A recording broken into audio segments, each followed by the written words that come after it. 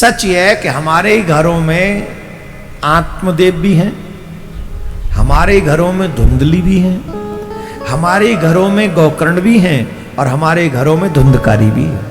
जो व्यक्ति मदिरा पान करता है उसकी मति भ्रमित हो जाती है, वो नष्ट हो जाता है। सरकारें तो इस चक्कर में है कि इससे अर्निंग होती है। अरे भाड़ में जाए ऐसी इनकम जो मेरे घरों का नाश करे, मेरे संस्कारों का नाश करे।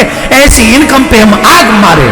पूछो जाके उस बाप से, उस माँ से कि तुम्हारी इनकम के चक्कर में उनका जीवन, उनका वंश नष्ट हो गया। तुम्हें डिसाइड करना है कि तुम्हें धुंधकारी चाहिए कि गौकर्ण। अगर गौकर्ण चाहिए तो तुम्हें अपने बच्चों को भी सनातनी परंपराओं का पालन कराना पड़ेगा। हमारी सलाह है, हमारे ब्रज में शराब नहीं मिलनी चाहिए। हमारी सलाह है, हमारे ब्रज में गौ हत्या नहीं होनी चाहिए। हमारी सलाह है कि ब्रज को तीर्थ रहने दो, इसे पर्यटक स्थल मत बनाओ। सच यह है कि हमारे घरों में आत्मदेव भी हैं, हमारे घरों में धुंधली भी हैं, हमारे घरों में गौकर्ण भी हैं और हमारे घरों में धुंधकारी भी है। अंतर यह है कि हमारे घरों में धुंधकारियों की संख्या बढ़ गई। बस हाय हाय, मेरे ब्रज का कितना बड़ा विनाश हो रहा है। छोटे छोटे गांवों में शराब पहुंच गई, छोटे छोटे गांवों में शराब पहुंच गई और शराब की दुकान खुल गई। दुर्भाग्य इस बात का है कि कोई गांव वाले भी अब यह कहने के लिए तैयार नहीं है कि भाई यहां शराब नहीं मिलनी चाहिए।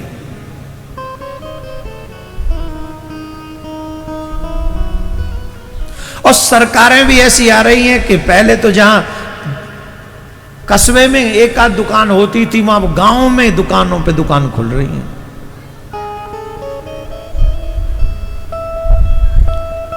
अच्छा, इनसे हमारे पुलिस वाले, प्रशासन वाले भी दुखी हैं। रोटी खाने को नहीं है फिर भी पी के आता है। पी के आता है तो अपनी घरवाली से लड़ता है, बच्चों से लड़ता है। और जब घरवाली से लड़ेगा तो घरवाली बच्चे किसको फोन करेंगे? 100 नंबर पे फोन करेंगे। 100 नंबर पे फोन करेंगे तो कौन परेशान होगा? किसको अंदर करोगे? दोनों ही तो एक ही घर के हैं। सुबह तक वो हाथी से नीचे उतर आएगा, वो गलती हो गई, क्या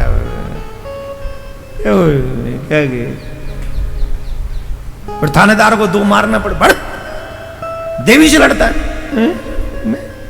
मैं कहा अबे, फिर घर वाली से पूछा जाता है कहां लड़ाई है, तो मना कर रहा है। तब वो घर वाली वीडियो दिखाती है, ये देखो। तब उसे होश आता, अच्छा मैं लड़ा था। अरे तू तो जानती है भगवान, रात में मैं होश में कहां था, तू मैं कहां था रात को, तुम्हें कोई और ही था। तो रात में कोई और था, उसे कराने वाली कौन? वो शराब। जो व्यक्ति मदिरा पान करता है उसकी मति भ्रमित हो जाती है, वो नष्ट हो जाता है। वो कभी अच्छा सोच नहीं सकता, वो अच्छा कर नहीं सकता। और जब अच्छा करेगा ही नहीं तो फिर उस व्यक्ति का कल्याण, उसका परिवार का कल्याण कैसे होगा, उसका पालन पोषण कैसे होगा? सरकारें तो इस चक्कर में है कि इससे अर्निंग होती है, सबसे ज्यादा इनकम इसी से होती है। अरे भाड़ में जाए ऐसी इनकम जो मेरे घरों का नाश करे, मेरे संस्कारों का नाश करे। ऐसी इनकम पे हम आग मारे। चूल्हे में जाए ऐसी इनकम। अरे जब हम ही नहीं बचे, हमारे संस्कार नहीं बचे, तो इस इनकम का क्या करें? खाएंगे क्या इसको बैठ के? क्या करेंगे बोलो? कभी पूछो उससे जिसका इकलौता बेटा है और मार्ट से पी के निकला और आगे गांव तक पहुंचा ही नहीं, रोड पे एक्सीडेंट हो गया, खत्म हो गया। पूछो जाके उस बाप से, उस मां से कि तुम्हारी इनकम के चक्कर में उनका जीवन, उनका वंश नष्ट हो गया। लेकिन साहब कलयुग है, यहां तुम्हारे घरों की परवाह कोई नहीं करेगा। अब तुम्हें डिसाइड करना है कि तुम्हें धुंधकारी चाहिए कि गौकर्ण। अगर गौकर्ण चाहिए तो तुम्हें अपने बच्चों को भी सनातनी परंपराओं का पालन कराना पड़ेगा। तुम्हें अपने बच्चे भी कथा में लाकर बैठालने पड़ेंगे, जिससे तुम्हारे बच्चे गलत दिशा में जाने की बजाय, जुआ खेलने की बजाय, शराब पीने की बजाय, मांस खाने की बजाय और गुंडई करने की बजाय तुम्हारे बच्चे अच्छे बने और तुम्हारा भी काम करे, तुम्हारी सेवा करे और तुम्हारे देश और धर्म की भी सेवा कर सके। माय डियर, मैं सिर्फ बोल सकता हूं, आपके बच्चे आप ही के हाथ में हैं। उन्हें बनाना है कि बिगाड़ना है, ये आपकी मर्जी है। कोई सरकारें आ जाएंगी वो शराब के ठेके बंद नहीं करेंगे। मैंने कुछ दिन पहले कहा था कम से कम मथुरा वृंदावन में तो शराब बंद कर दो। जब वृंदावन में एंट्री करते चारों तरफ से शराब की दुकानें होती है कि नहीं होती? अब जाओ मार्ट से घुसो अंदर वृंदावन में, अंग्रेजी शराब की दुकान। कहां है हम? स्विट्जरलैंड में है। और एक जगह तो लिखा है भयंकर ठंडी बियर की दुकान। ये भयंकर ठंडी का हिमालय ते आई है? कहा है? पत्रकार बंधु बैठे हैं, हम तो कहेंगे पेपर में इतना लंबा छापो कि कम से कम किसी को तो शर्म आ जाए कि वृंदावन को वृंदावन रहने दिया जाए। वृंदावन को स्विट्जरलैंड मत बनाओ, यूरोपियन कंट्री मत बनाओ, वृंदावन को वृंदावन बनाओ। ब्रज का सही विकास हो सकता है तो हमारे आईडीए से, हमारे मीन्स ब्रजवासियों के आईडीए से, और ब्रज का विकास ब्रजवासियों की सलाह से होना चाहिए। और हमारी सलाह है कि हमारे ब्रज में मांस नहीं मिलना चाहिए, हमारी सलाह है हमारे ब्रज में शराब नहीं मिलनी चाहिए, हमारी सलाह है हमारे ब्रज में गौ हत्या नहीं होनी चाहिए, हमारी सलाह है कि ब्रज को तीर्थ रहने दो, इसे पर्यटक स्थल मत बनाओ।